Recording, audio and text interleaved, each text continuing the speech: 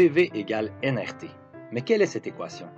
En fait, PV égale nRT est appelée la loi des gaz parfaits. Elle décrit le comportement de certains gaz qui sont dits parfaits. Avant d'entrer dans les détails, regardons une petite expérience qui image bien le principe de la loi des gaz parfaits. Tout le monde est déjà allé à la piscine avec un ballon. Avez-vous déjà remarqué que lorsque vous plongez dans le fond de la piscine avec le ballon dans les mains, le ballon change de forme et diminue de volume?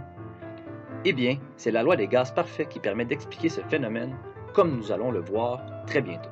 Avant tout, il faut comprendre ce que signifient toutes les lettres de cette équation. P, c'est la pression. Elle diminue en hauteur et augmente en profondeur. V, c'est le volume. Plus c'est gros, plus V est grand. N, c'est le nombre de moles. Voyez ça comme une quantité de matière. T, c'est la température. Plus c'est chaud, plus T est grand. Et R, c'est une constante qui ne change jamais. On utilise toujours la même. Voyons maintenant comment cette loi a été développée. Ce sont des savants qui, entre le 17e et le 18e siècle, ont remarqué qu'il y avait une certaine relation entre la pression, la température et le volume des gaz, et ce, peu importe la nature du gaz.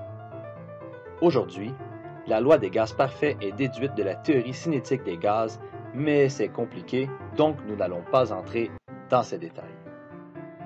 Voyons maintenant qui sont ces savants. L'élaboration de la loi des gaz parfaits nous vient de trois acteurs principaux, Robert Boyle, Jacques Charles et Amadeo Avogadro. Robert Boyle a réalisé qu'en gardant la température et le nombre de moles constants, le produit de la pression avec le volume demeurait également constant. L'exemple du ballon dans la piscine explique bien cette relation. Sous l'eau, la pression augmente. Pour que l'égalité demeure vraie, le volume du ballon doit diminuer. C'est tout simple. Jacques Charles a quant à lui réalisé qu'en gardant la pression et le nombre de moles constants, le quotient du volume et de la température demeurait également constant. Prenons l'exemple d'une bouteille d'eau vide laissée dans l'automobile par temps froid. Elle s'écrase sur elle-même. En effet, lorsque la température diminue, pour que l'égalité demeure vraie, le volume doit lui aussi diminuer. C'est tout simple.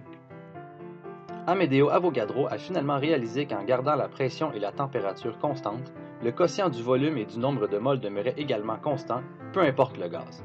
Ceci veut donc dire que lorsque nous gonflons une balloune de fête avec nos poumons ou avec de l'hélium, lorsque les deux ballons auront le même volume, elles contiendront le même nombre de molécules.